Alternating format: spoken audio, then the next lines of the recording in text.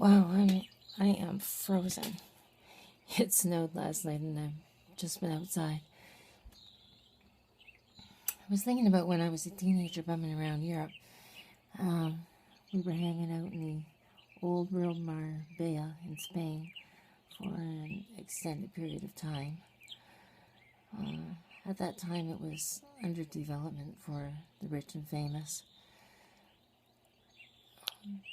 and it had a lot of really old world quality, because of course that's what it was. We were staying at a pension.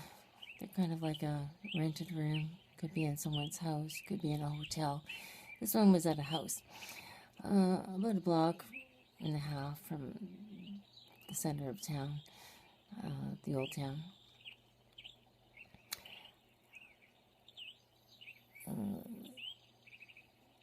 The rooms were not in the actual house like they often are.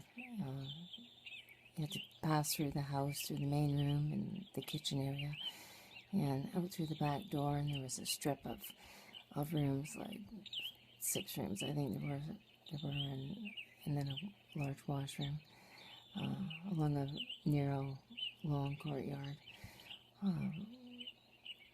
encased in a high, maybe like 7-foot stone wall that had jagged glass embedded in the top to keep out the riffraff, I suppose. Maybe the wild animals, I'm not sure. Anyway, so one afternoon, I'm heading out to go find my friends down at the Taverna, the English pub, and literally ran into 2 big BC boys. Now, these were the first people I had ever met that were actually born in BC. And they were so tall. They were like those trees you see in the pictures, those big Douglas fir. They were like 16 years old. Their parents were down the road in Torremolinos, and they had headed out to have the week on their own. And they were like 6'6" and 7. Their feet were so long, they were like as long as the bottom half of my leg. Hell, I don't know how they got shoes. Anyway, I was talking to them and commenting on their tans. They had just arrived and taken a room, and being the smart ass that I was suggesting that, as tanned as they were, if I had spent a day on the beach, I'd be more tanned than them. And I hadn't actually spent any time on the beach yet, even though I'd been there for weeks. And, I'd been on the beach, but, not undressed, not tanning.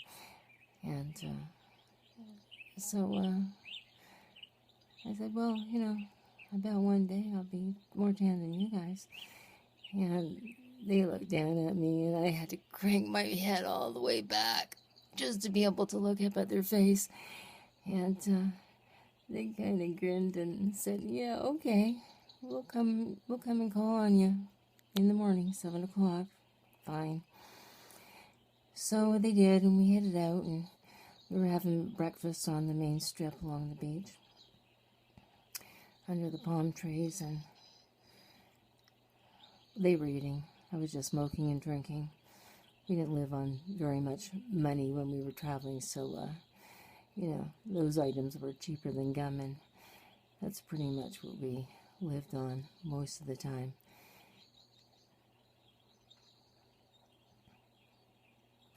Down the strip from us, down the street, very narrow, totally lined with cement, stone buildings that were houses. The occasional store, but houses was hard to tell except for the odd doorway here and there. You could take a car down the street if it was a very small car, and the streets were like all stoned,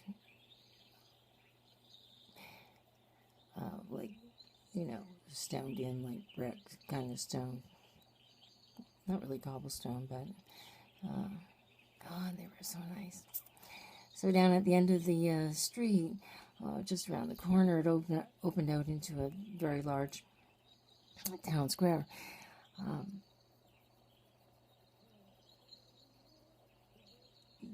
the largest building on the square, which was kind of a hexagon, different streets coming in onto it, was the jail, which was also the prison. And there were some shops, and in the middle, fountain, trees, stuff like that. And on the corner of one of those streets was a home where we used to go once a week. We had this little ritual of going there once a week to get paella. The upstairs of this person's house was like a restaurant, a dining room, and the woman who lived there cooked for people. And so once a week we would go there, all of us, like 10, 12, 14, 16 of us, that were all kind of living in the same place, and get paella. It would take about an hour and a half for her to make it. There was an old record player and a few records, and the only one we could listen to was a Beatles record. And so we played Come Together over and over and over and over. We drank and got totally loaded, waiting for our dinner. But actually that only went on for about 3 weeks, and then the Beatles record disappeared on us. We couldn't find it. Wasn't there anywhere. I think we switched to something else, and then the record player disappeared too. Man, I think we used to just drive that woman nuts. But she was very nice. So in the square every morning I would get up early and head down to the square to buy cigarettes from a guy who had a little cart with gum and cigarettes and stuff like that. And I'd be coming out of my street into the square, and he'd be coming onto the square from the other side, and he'd see me coming, and he'd start waving his arms and calling out to me, Rubia, Rubia, Rubia. Rubia means blondie.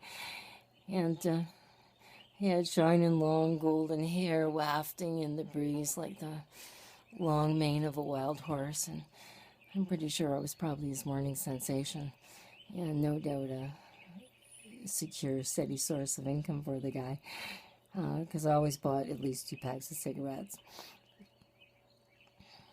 So we're under the palms inquiring with each other about the nature of the prize, and somebody suggested, well, ice cream.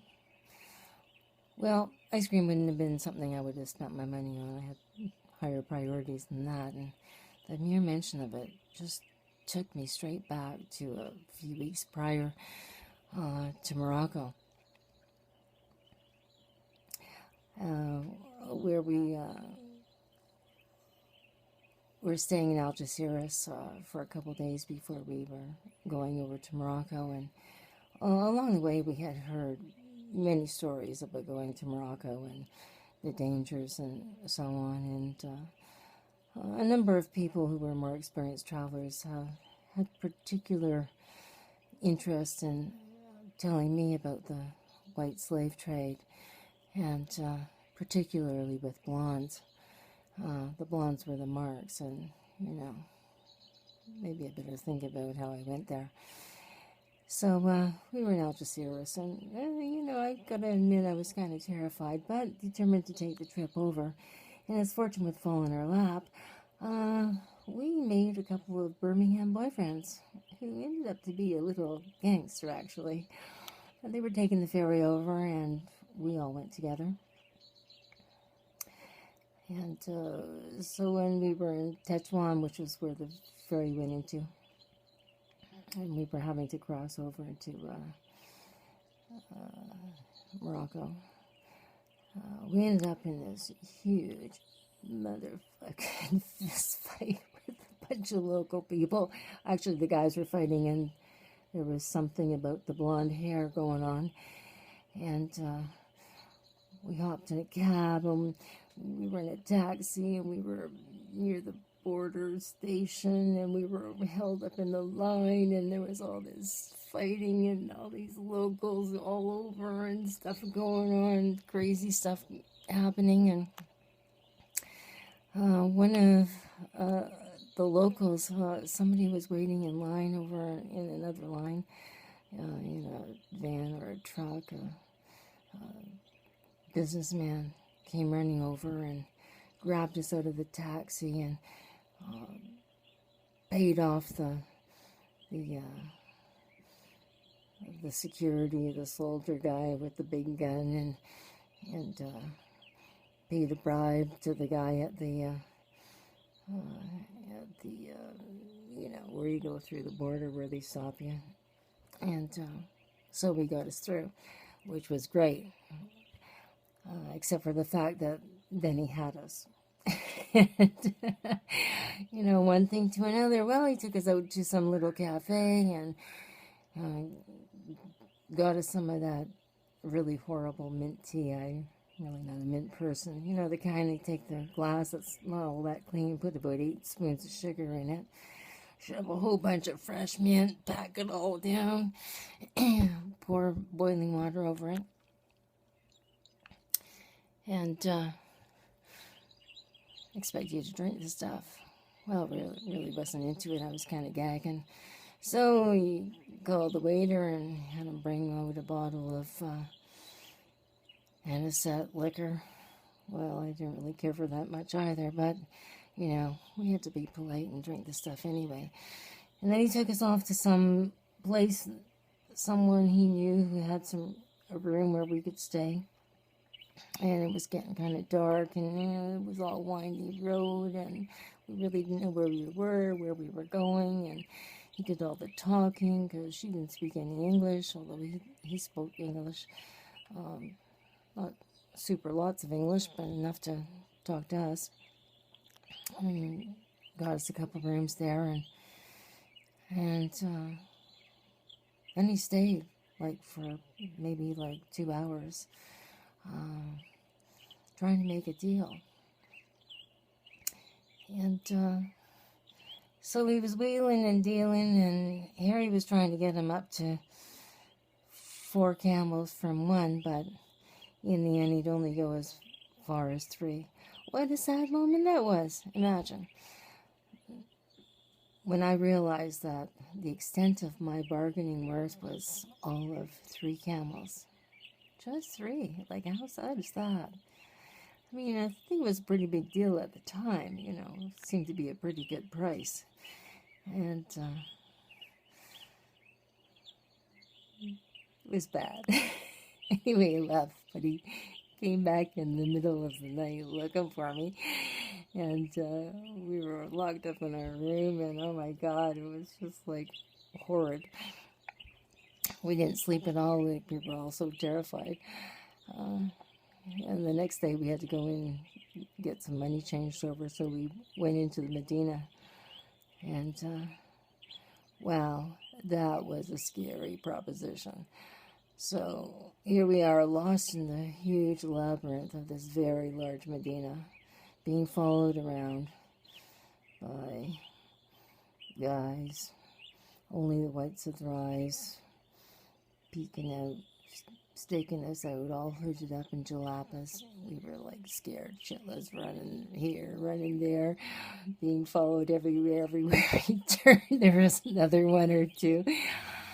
And anyway, we finally, after several hours, we found a young kid who didn't really know English, but he knew enough that we wanted out, and he was kind enough to lead us out the back door.